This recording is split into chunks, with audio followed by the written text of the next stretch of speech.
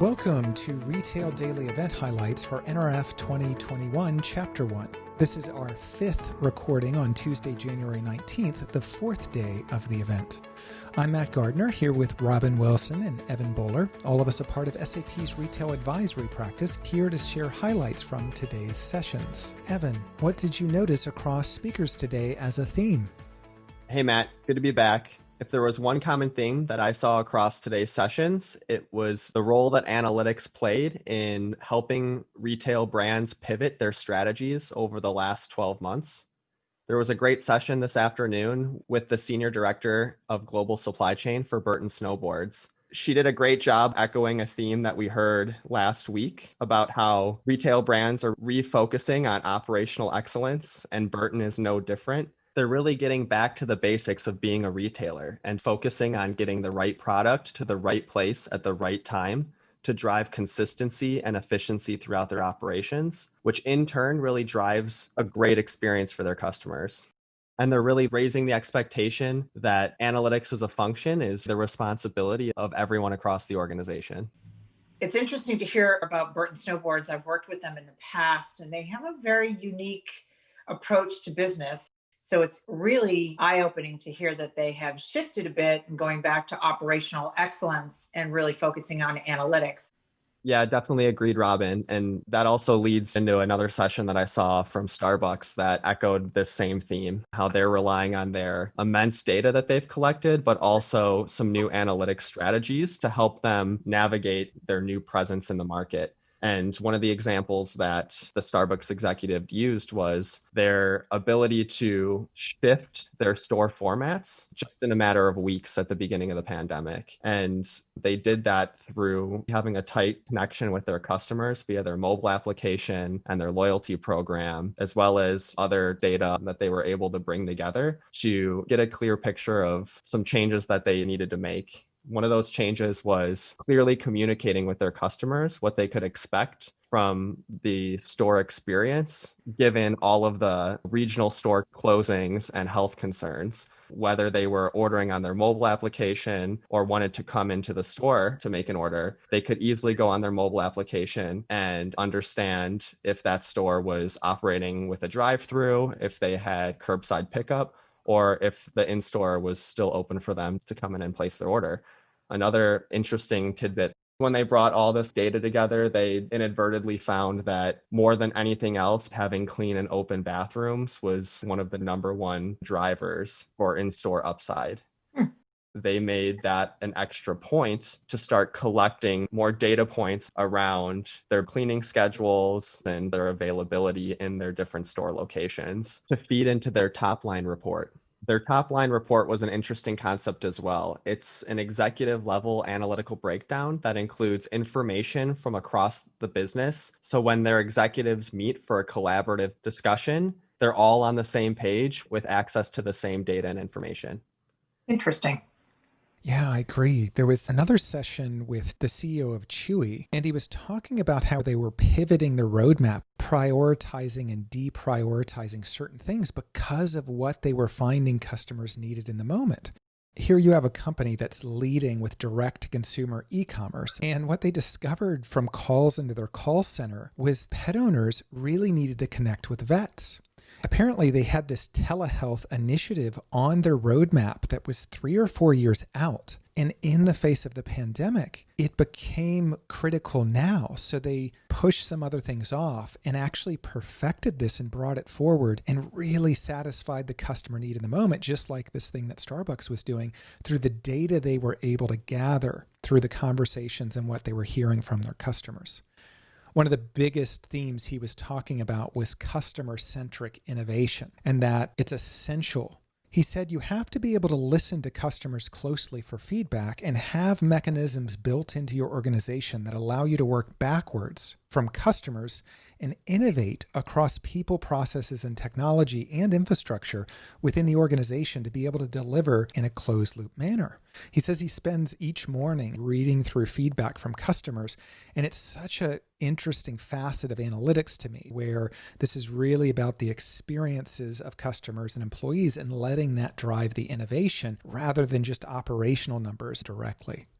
Matt definitely agreed. And what was very interesting about that same session that you're referencing with Chewy is the president of Sonic also presented in the second half of that same session. And she echoed a lot of these same things. But for Sonic, their focus was really on finding what they called the moments of truth during their customer experience journey. Really, the importance of human interaction during the ordering process and during the restaurant experience. During the pandemic, Sonic pivoted with a new program that they call the car hop. That really brings back the concept of the 50s and 60s car hop, where servers are on roller skates. And because of Sonic's unique store format, and their ability to have a lot of carports, they're utilizing that space to have servers and store employees on roller skates to go directly interact with people in their cars and really drive a great experience that you just don't typically get from the average drive-through. And especially during something like the pandemic, it's not just, hey, I'm getting to go in my car and have an experience that is reminiscent of something.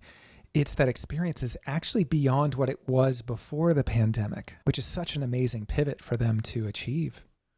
Well, and I also think that because it is a memory of simpler times and it's an experience that doesn't feel like anything else right now, it is quite attractive for those who are looking to really break out and do something different in a time when we're doing a lot of the same. Yeah, definitely agreed. I think Sonic's president, Claudia San Pedro, had a great positive outlook on her prediction for the second half of 2021. And she really honed in on the fact that going to restaurants and destinations, it's not just a functional transaction. It's experiential. It's also socially driven. People are tired of getting takeout. And when we have the option, she's very optimistic that customers will come back in a big way. Let's be honest, their chocolate shake's pretty fabulous. So I'm sure she's right. So just to segue a little bit, I focused on topics that are really close to my heart. One of them is sustainability. IKEA and H&M had a really interesting approach. Jennifer Keeson, who was from IKEA, was really clear that people and planet are very important to IKEA. And Abigail Camarel from H&M talked also about the fact that they are in this really big move to go to either all recycled, organic, or sustainably sourced fabrics by 2030. Abigail was very clear that H&M was moving in this direction. However, COVID really did move them faster and probably smarter, in her opinion. Both of these women pointed out the fact that Gen Z generation is really pushing them. They are digitally native. They're really accustomed to accessing information online, and they want transparency. Everything from where the product is being sold, but also all the way back to the factory layer. So they really want to know what kind of impact the organization is having on society. Are they supporting the manufacturers? Are they really fair and equal? So they're talking about using the right language, being honest. And it's important that not only are the stores sustainable, the supply chain needs to be safe and transparent as well. Yeah, thanks, Robin. That brings up another session that I saw today too on blockchain. They provided a broader perspective on how the data can be used across all the parties that have access to it. The seafood industry doesn't have much transparency at all. You're not sure what they were fed, where they're from, who did the importing, all of that. And blockchain adds this layer of you can get the name of the hatchery. You can get the location of it and see it on a map. You can see the ingredients that are going into the feed. You can see the day that they were processed and also the company that exported the product and where it came from. Robin, to your point about Gen Z and this desire for transparency, a couple of the other interesting insights were an example of critics criticizing hatcheries because they might be destroying mangroves in the constructions of these farms. Now you can certify to the consumer that the shrimp are coming from a farm that didn't affect the local ecosystem. And two other examples, if you're a chef, you can use this information to look at specialized recipes that needs a specific shrimp grown a particular way. Or if you're a nutritionist, you can look for nutritional facts around these particular batches that are being imported into the US. The other thing that dovetails into that transparency mode is I watched another session with two emerging brands, fairly new to the industry, and they're disrupting the industry just like we find most of the time with these direct-to-consumer brands. And the first is Judy. And Judy is an emergency preparedness kit that you can order. And originally, the kits were geared towards things like wildfires and floods and hurricanes or tornadoes or things like that. It's a sensitive subject and it's a hard subject to get people to think about, other than in times when they are right in the middle of that emergency. I thought that was quite an interesting product, and the CEO for that company really was very articulate. And then the second company was Henning, and Henning is a plus size brand, very high quality work clothes, founded by a former plus size model. Interestingly enough, there are 100 million plus size women that are not catered to. So this is why she came up with the brand. And both of them, here they are coming out with products to fill a gap. And right when they launched, COVID hits. So what ultimately came out of these two founders was that staying really in their lane, staying close to what their message was, but being innovative around the message was what helped them get through the beginning of COVID, adding a little bit of comedy into it. And both did a lot towards helping local communities during these times, whether it was Judy donating masks that they had in kits, but they obviously didn't want to keep them, so they wanted to get them out there. And Henning being clear, they don't typically put things on sale, but they were being very transparent about a lot of things that were for sale. And both of these brands were able to rise to the top because they stayed really close to what their brand was all about and staying very transparent with their message. Yeah, I definitely agree. The last session that I sat through this afternoon was with the Wasserstrom Company, which is a restaurant equipment supply business, and Verishop, which is a platform for digitally native direct-to-consumer brands. And transparency is something that they highlighted, particularly amongst the supplier and retail ecosystem. And this process is becoming not only more complex, but oftentimes is the bottleneck for retailers to simply make inventory visibility available to their end customers. Yeah, this ties into a session I saw on last mile strategy. I think it was entitled, Is Your Last Mile Strategy Up to the Challenge? And this was talking with a couple different vendors who are providing various services. One is PhilLogic, who takes empty spaces in malls and turns them into logistics centers. And then you have Uber Business, which were drawn into the marketplace by their enterprise customers. They essentially said, if you can transport my employees, why not my products?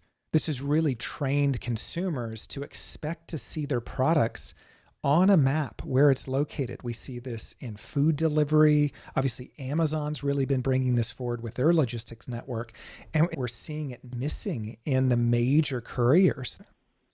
I think we've seen a lot of interesting strategy pivots and definitely a lot of new models that have come out of the last year that are going to have an impact on consumer expectations. This brings me back to that last session that I was just referencing. This Verishop brand is a mobile shopping platform for direct-to-consumer brands, but it adds a very interesting social element that allows you to shop socially with a group of friends or strangers. And they refer to this as Shop Party. And it really hones in on the social aspect of some of these lifestyle brands and incentivizes customers with discounts if you're shopping socially in a group.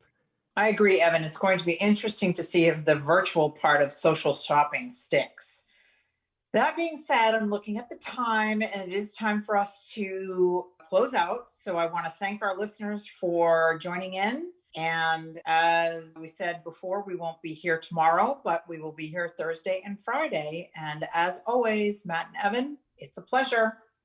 It's been great to be here and great talking with you both.